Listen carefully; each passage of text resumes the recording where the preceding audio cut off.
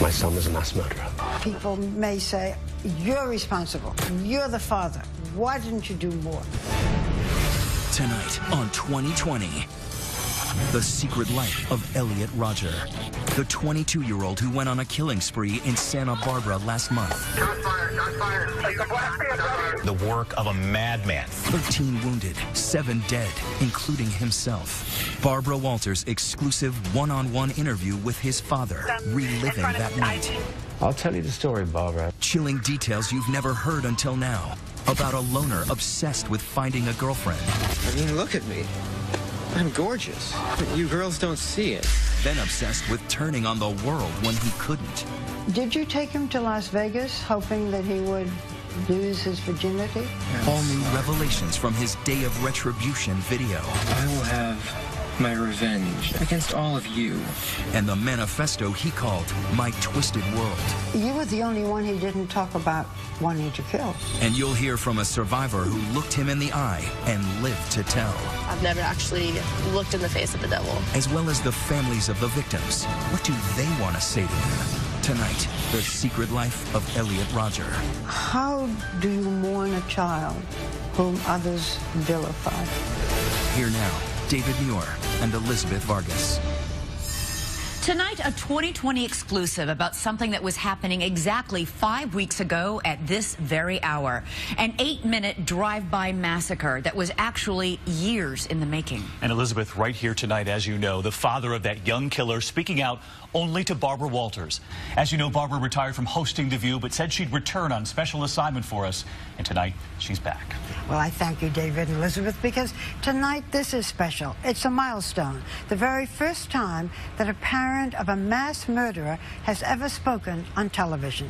Peter Rodger tells us he is doing this to show other parents the warning signs that he missed and what changes we desperately need in the mental health care system so that no one has to go through the night that changed his life and so many others forever. On a quiet Memorial Day weekend, Peter Rodger and his wife were hurtling down the highway from Los Angeles to Santa Barbara. It was a 100-mile journey of terror. I have to save my son. I have to get to Santa Barbara now. Peter Rodger had just seen a disturbing video that his son Elliot had posted on YouTube. I hate all of you. I can't wait to give you exactly what you deserve. Utter annihilation. What went through your mind? I can only describe like a really dark force of horrible energy that hit me. What were your fears for him? I felt for his life. I didn't know what he was doing, and then suddenly he's saying he's going to do other things to other people. I was confused. I just wanted to go and find him and talk to him. I mean, we were driving up there not knowing what to do, trying to get information. Peter Rodger was on a mission to prevent a massacre, but halfway to his destination, suddenly, he heard the reports.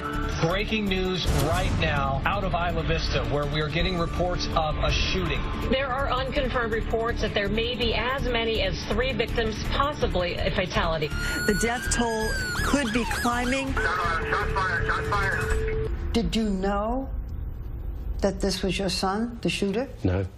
God, good Lord, no. We were just driving up there in absolute fear for him and confusion. Witnesses say a BMW with 2 people inside had people open fire and also run over people. I was hearing, you know, reports of a black BMW, and I was going, oh, no, no, no. And we were on the phone at the same time to the police, and they were saying, we don't have any information for you, no information. The driver of that BMW was his 22-year-old son, Elliot. Santa Barbara County Sheriff Bill Brown is calling the mass shooting the work of a madman, but say at this time the threat appears to be over and the suspect is dead.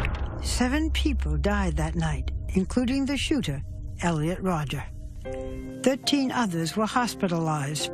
For Peter Rodger, those memories are a waking nightmare. How are you? Every night I go to sleep, I wake up, and I think of those young men and young women that have died, and that were injured, and were terrorized. And my son did that. When you wake up in the morning, what do you think? It's like a reverse nightmare situation. When you go to sleep normally, you have a nightmare and you wake up and, oh, everything's okay. Yeah. Now I go to sleep, I might have a nice dream. And then I wake up and then slowly the truth of what happened dawns on me. And, you know, that is that my son was a mass murderer. And then I think about the victims and I think about what he did. And I'm trying to process it. But who was the young man behind the rampage, and why did he do it? Hi, Elliot Rodger here. Were there clues in the disturbing jigsaw of videos he left behind? And what were his 137-page so-called manifesto reveal about the private agony of a psychotic mind? Its title, My Twisted World. This is the story of how I, Elliot Rodger, came to be. It is a story of a war against cruel injustice. This tragedy did not have to happen, but humanity forced my hand. Elliot Rodger was born in London and was brought to America at the age of 5. His Malaysian-born mother, Lee Chin, was a unit nurse in the movie Indiana Jones and the Last Crusade. His father directed television commercials and worked on the hit film Hunger Games. In the beginning, Elliot had a seemingly normal childhood. He was adorable. He would laugh so much that sometimes we were worried he would choke. It was really wondrous, those first 4-5 years of his life. It was wondrous. You loved Elliot. I loved Elliot. Elliot loved you. Yeah. But at the age of 7, Elliot's parents got divorced. 1 year later, his father had remarried. This time to Moroccan-born Samaya Akabon, an actress who appeared in the Hollywood blockbuster Green Zone. It was during those years that 7-year-old Elliot began his long treatment in therapy. Why did you think he needed it? When we realized he had social issues, we brought therapists in to try and help him integrate into society. Did he have trouble with other children, with Yes. making friends? He did. He had very few friends in elementary school because he was a very, very, very, very shy boy. And we just felt that that was his issue. On the surface, Elliot seemed destined for a life of success and privilege. Peter Rodger's work gave his son access to Hollywood's elite. From an early age, it was a world he longed to join. My little 9-year-old self realized that there were hierarchies, that some people were better than others. Jealousy and envy. Those are two feelings that would dominate my entire life and bring me immense pain. By any standard, the Rodger family was living the good life. But those tantalizing glimpses into Hollywood's inner circle would always leave Elliot resentful and wanting more. Did he blame you for the fact that he wasn't a rich kid? He just had illusions of grandeur. Even if he couldn't make it himself, he wanted to feel in a position where we would somehow provide it for him. The relationship that Elliot shared with his father had always been complicated. Peter Elliot was the Mount Everest his son could never reach. You are a very good-looking man. Did he realize that? Did that please him? Was he... He was jealous of me, the way that I looked. The shy young boy harbored fear and self-doubt. His parents moved him from school to school, hoping but never succeeding to help Elliot fit in. There was some question about whether Elliot was autistic. He was never formally diagnosed, and there was a suggestion that he might have been high-functioning Asperger's. And, you know, these were because of traits. For instance, there was a certain OCD about him. There was a certain, you know, like he'd always put his plate in the same place. He'd like to wear the same clothes every day. Elliot really was a very high-functioning human being.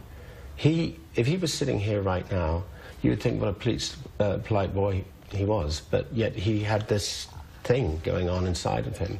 What his parents didn't know was that Elliot, even at the age of 10, was hiding a secret that would someday transform a shy young child into a cold-blooded killer. This is the horror story. This is the American horror story, or the world's horror story, is when you have somebody who on the outside is one thing and on the inside is something completely different, and you don't see it. Next, did his parents not see the warning signs hiding in plain sight? There's a certain pattern. And you missed it. When 2020 returns. 2020 continues. Once again, Barbara Walters. When the story about Elliot's shooting spree first broke, the videos and so-called manifesto he left behind provide a rare glimpse into a mind broken by mental illness. Oh, check it out. There's me. At first glance, Elliot Rodger seemed like any other college-age kid. Look at how fabulous I look. Bragging about designer clothes. Worth $300. Giorgio Armani. Posing for selfies scored to retro pop. But the path Elliot was walking took him to the dark side of his mind.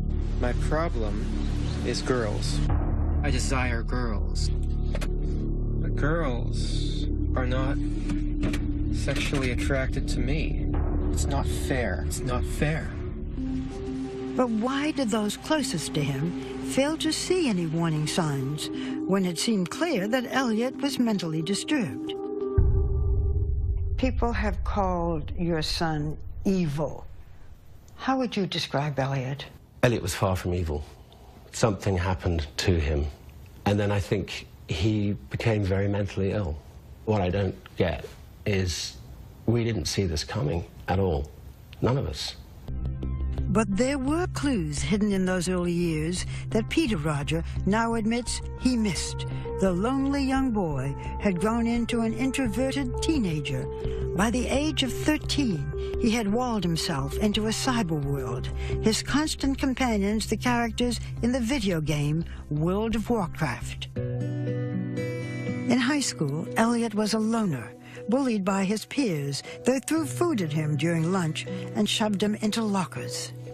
I was an innocent, scared little boy trapped in a jungle full of malicious predators, and I was shown no mercy. He was afraid of boys and girls? He felt he had an inability to get along with them. And this is when we realized that he had a real fear of other human beings, of other kids his age. Elliot fled from 2 high schools before finding refuge at a tiny 100-student school called Independence High, a school with a mission to help troubled children, like the boy they called our Elliot. There was never a time in working with him or knowing him that I ever felt like his inability to interact socially would ever have led me to believe that this kind of rage was building inside of him. Never. But the isolation hit a firestorm of frustration and anger. Its target during those teen years was sex. Finding out about sex is one of the things that truly destroyed my entire life. Sex. The very word fills me with hate. I would always covet it. I would always fantasize about it, but I would never get it. Elliot had always been fascinated and repelled by sex. His first glimpse of pornography horrified him. I couldn't imagine human beings doing such things with each other. The sight was shocking and arousing. I was quite shaken for a few days. Did you talk to Elliot about sex? Yeah. What did you say? How it's so important to present yourself as a human being from the heart outwards and not to be weird. And I say weird because it is weird when you think girls are going to throw themselves at you. As a teenager, he described his interest in girls, but he said, I'm quoting again, "There is no way I could ever get them, and so my starvation began." Did he talk about this? He was always obsessive about this one issue. Obsessive about which issue? About not getting a girlfriend. But here's the thing. According to this journal, and according to his acts, he was already planning heinous things in response to this emotional thing in his head that none of us could really see. Elliot was tormented by the sight of pretty girls and public affection. Even his favorite haven at the Griffith Park Observatory became a reminder of failure. I don't understand you girls. It's like Your sexual attraction is flawed. It's perverted. You're attracted to the wrong kind of guy. You should be attracted to guys like me. Beautiful, magnificent guys. I saw sex as an evil and barbaric act, all because I wasn't able to have it. This was the major turning point. If I can't have it, I will destroy it. If Elliot had had the sex that he says he wanted so much, would things have been different? I don't think so, because I think he had a condition.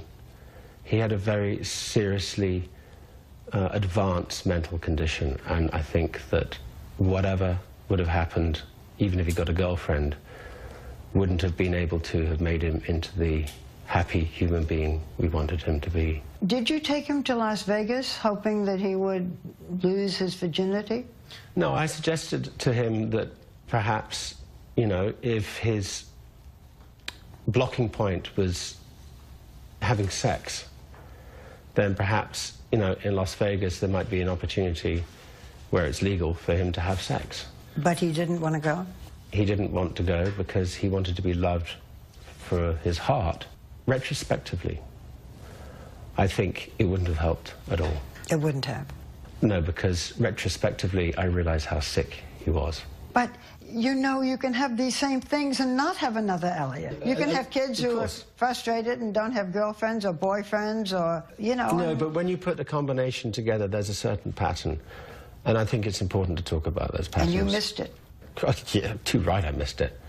I wish I could turn the clock back for the victims, for our family, for all the scars out there. By the time Elliot reached his 18th birthday, the shy young boy had vanished, leaving only resentment and anger. Too terrified to approach young women, it was easier to hate them. That's a problem that I intend to rectify. I, in all my magnificence and power, I will not let this fly. It's an injustice that needs to be dealt with.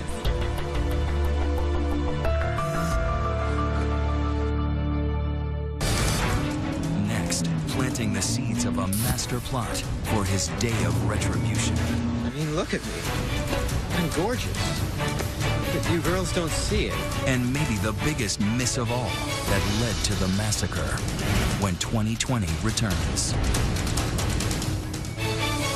We return to the secret life of Elliot Rodger. Once more, Barbara Walters. For Elliot Rodger, Santa Barbara was the picture-perfect version of his ideal life. There were hot blonde girls walking around everywhere. If I can't get laid there, then there is no hope for me at all. At 19, Elliot was stuck in a cycle of isolation and depression. His parents thought college life would give him a fresh start. You thought that he would have the coping skills to live alone. I thought that by putting him out there and giving him independence and integrating him into a normal society would very quickly help develop the skills that I thought was lacking in him. Did you inform anyone, either at the college or the parents of his roommates, that he had mental problems? I didn't see any reason to, because as far as I was concerned, he wasn't a threat to himself or anybody else. But left to his own devices, Elliot Rodger's behavior would soon escalate from strange to savage. Simon Astaire is a longtime friend of Peter's. I got a sense of a boy who was unable to communicate. So there were signs, you thought, of maladjustment? He was unable to engage, and it was difficult to engage. And I saw lots of people trying to engage with him. I don't understand why you're so repulsed by me. Soon the old resentments would return. Enraged by the sight of young lovers, he acted out for the first time, throwing coffee on one kissing couple at Starbucks. I had never struck back at my enemies before, and I felt a small sense of spiteful gratification for doing so.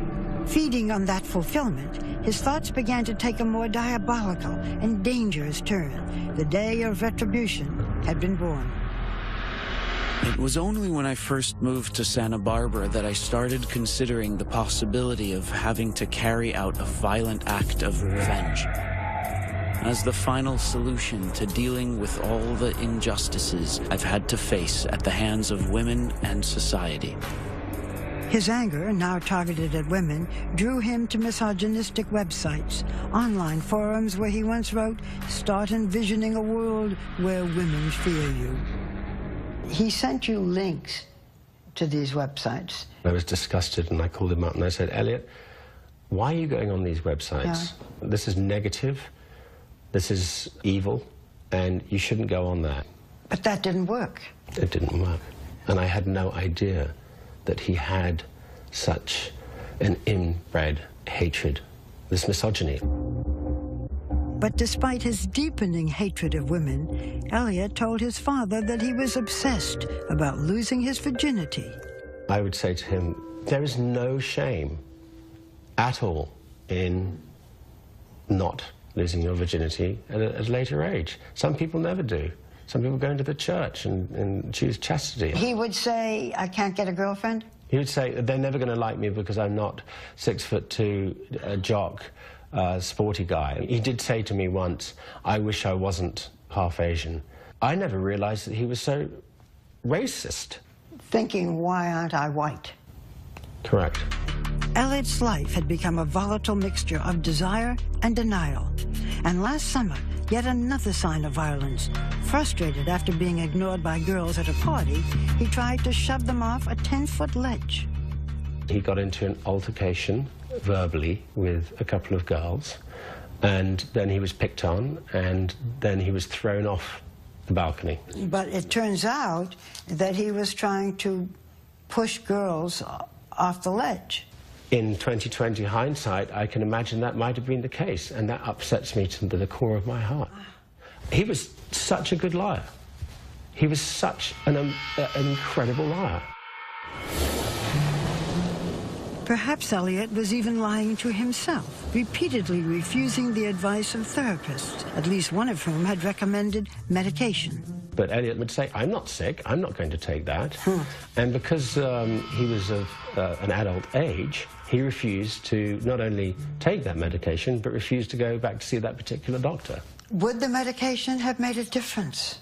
According to his doctor, it would have made a hell of a lot of difference. There are people who say that a father with a mentally unstable son should not have allowed Elliot to live on his own.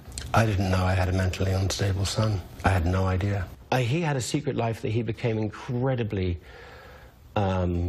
brilliant at hiding. Hey, Elliot Rodger here. But that secret life was spinning out of control. There's me, all my fabulousness. With no official diagnosis of mental illness, he bought not one, but 3 handguns. Elliot had launched his plan for Retribution Day. As I fired my first few rounds, I felt so sick to my stomach. There I was, practicing shooting with real guns because I had a plan to carry out a massacre. Why did things have to be this way? It's my place of refuge. Then a pivotal moment, when Elliot's plot might have been completely foiled. His mother finding one of those bizarre videos on YouTube. My life is so lonely and mundane. She wanted to have a mental assessment of him. It just turns out that there is no way that you can actually do that unless he voluntarily does it, or unless he commits a crime. Did Elliot volunteer? Would he have done it? No. He didn't. Of course not. She alerted the police. Yes, and what happened? 323 to 584. 6 officers arrived at Elliot's apartment and knocked on the door. And Elliot was a very, very polite, kind, well-spoken, well-dressed individual. And he managed to say, "We've got nothing to worry about." If they had demanded to search my room, that would have ended everything. For a few horrible seconds, I thought it was all over. But the police neither watched the YouTube videos nor ran a background check for purchasing guns. And this is where the system, I think, failed. If somebody's going to do a welfare check, surely they should do a gun check. on the way, because how's somebody going to do something to themselves if they feel they're a danger? It takes 90 seconds to do a gun check, and his whole scheme would have been over and thwarted. I'd like to make something very, very clear though, Barbara. I'm really not pointing any fingers whatsoever at the Santa Barbara Police Department. That was the turning point between life and death, a missed moment that began the countdown to Elliot's day of retribution. Well, this is my last video. It all has to come to this. The day in which I will have my revenge against humanity, against all of you. Next, 3 years of planning, finally becoming 8 minutes of madness. Break 25 gunshot turns. Witnesses, survivors. He shot and I just felt the wind like pass right by my face. And the surprise murders he didn't go through with. When we return.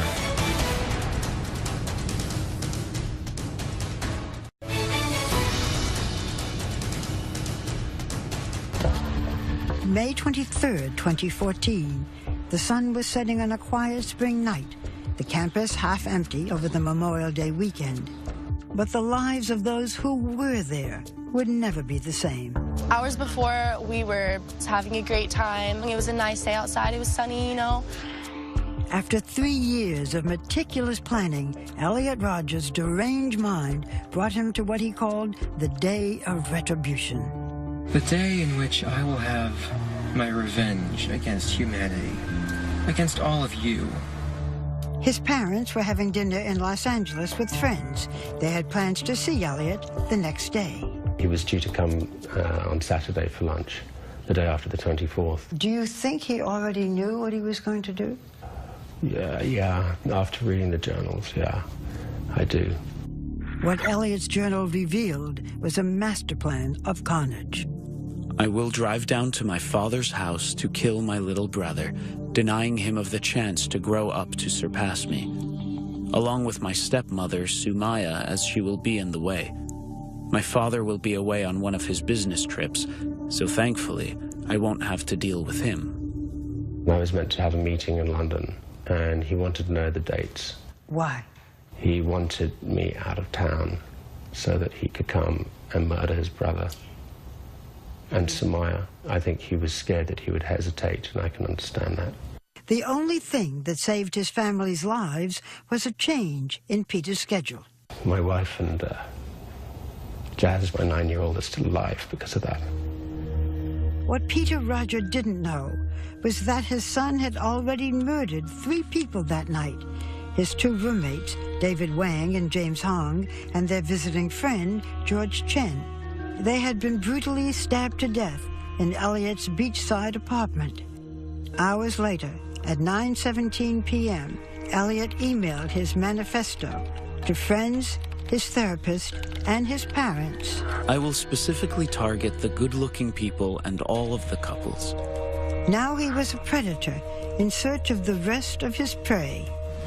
I'll be a god, exacting my retribution, just for the crime of living a better life than me.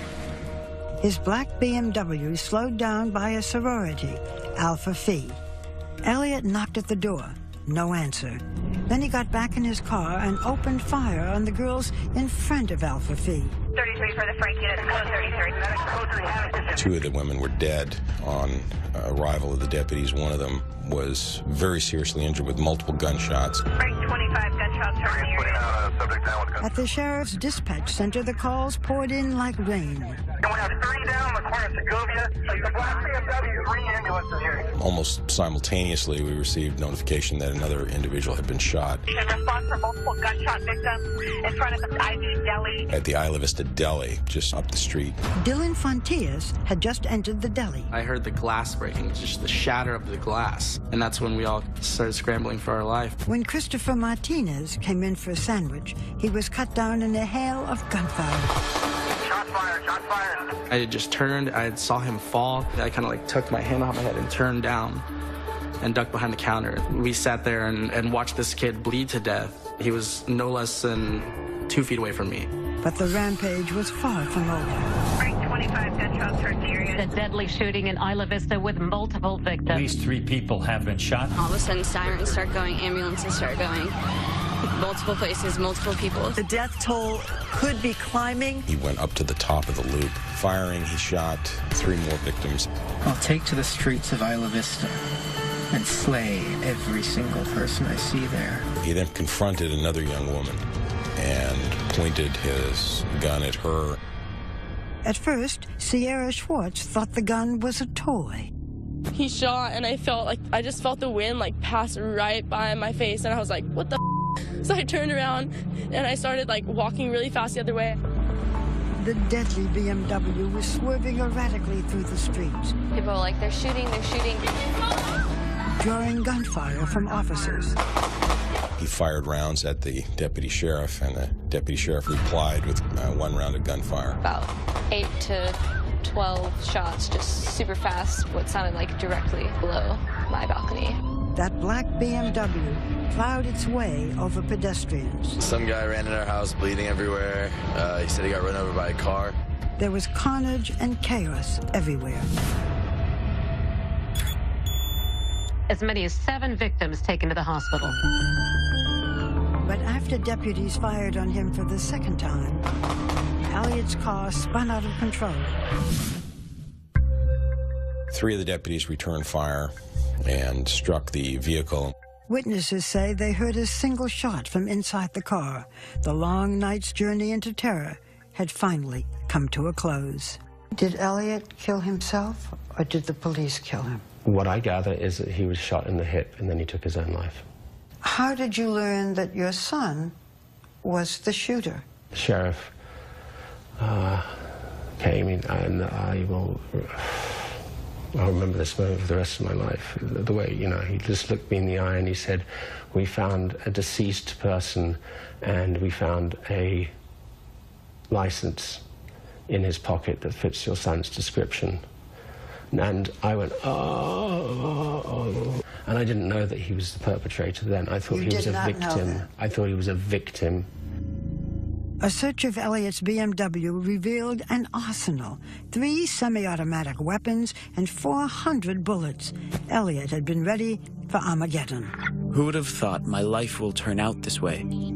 I didn't start this war, but I will finish it by striking back. Finally, at long last, I can show the world my true worth. In the end, 7 people lost their lives. 13 were wounded. It took less than 8 minutes to transform 1 square mile of suburbia into a killing field. I've never actually literally looked in the face of the devil, which is just terrifying.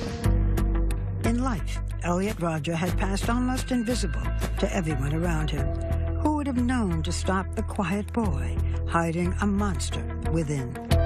He lived like a 20-second walk from my house, and I'd never seen the kid in my life. We went to the same school, we ate at all the same places, but just another face in the crowd. Next.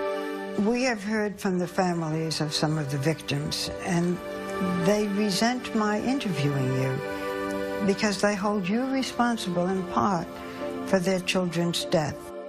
Would you feel the same way? Let us know on Twitter. Use the hashtag ABC2020.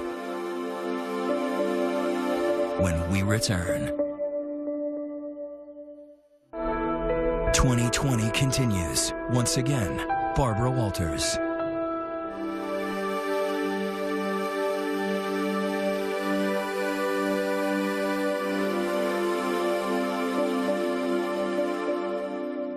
Isla Vista, a picturesque college community, was shattered by grief.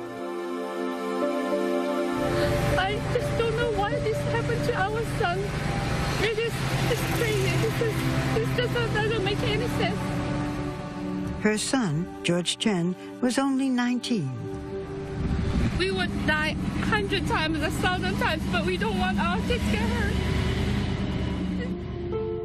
A junior at UC Santa Barbara, George Chen was visiting his friends David Wang and James Hong, who were Elliot Rodger's roommates. the boys dreamed of one day starting a computer business together. And there are the two sorority sisters headed home that night from a day of senior week activities, excited about the summer ahead and looking forward to a future that will now never come. Catherine Cooper dreamed of being a museum curator. She was very bubbly, and she had that smile. She just made you smile. She was like the brightest girl in the room. Her math whiz sorority sister, Veronica Weiss, was described as wise beyond her 19 years. If it had been somebody else, she'd be the one here picking us up right now. Sorry. Have you reached out to the victims, to the families? I haven't reached out to them because I think that they needed to have space and time, and I think it would have been inappropriate.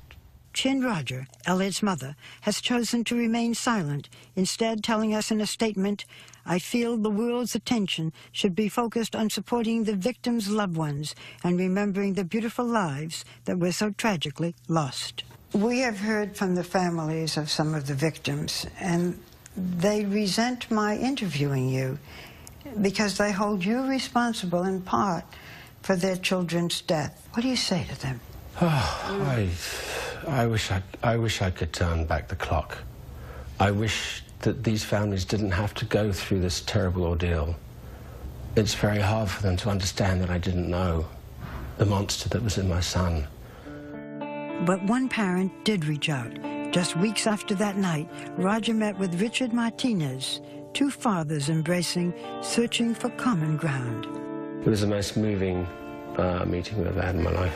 Martinez's son Christopher was 20 years old when he became the last of Elliot Rodger's victims, shot as he was entering that deli.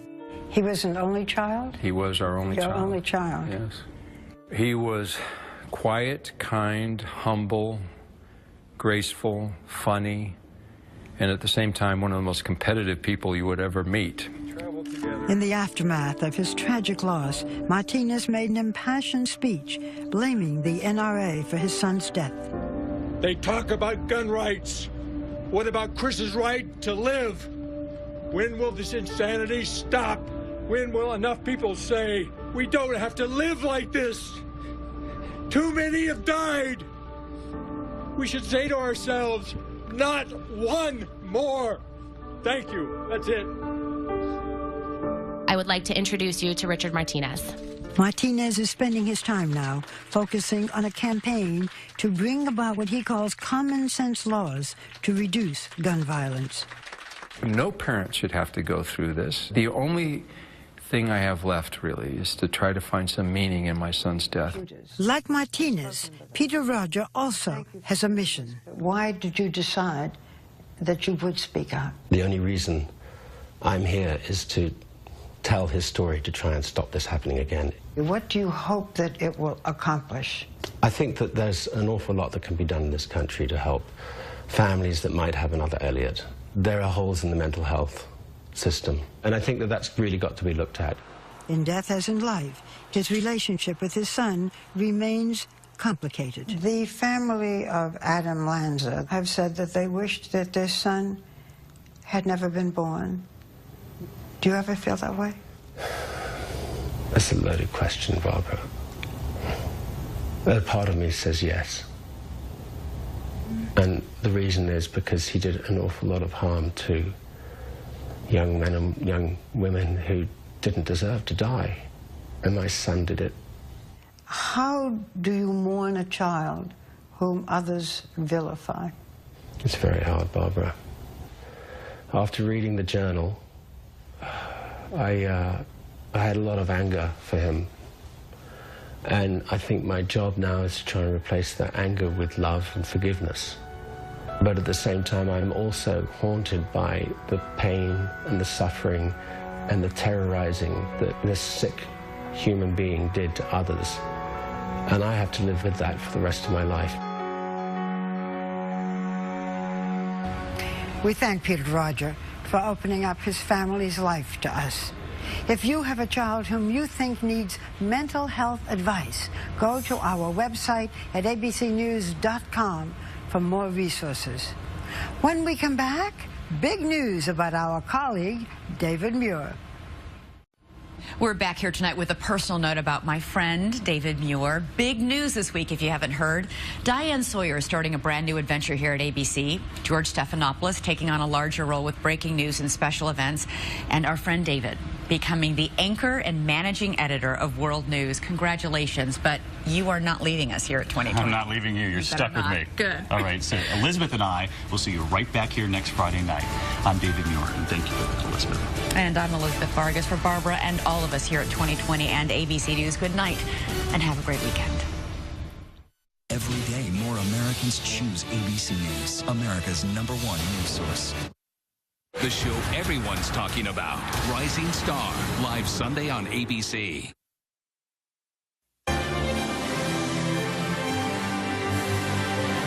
When he meets his maker, I don't think it's going to be the Lord Jesus Christ.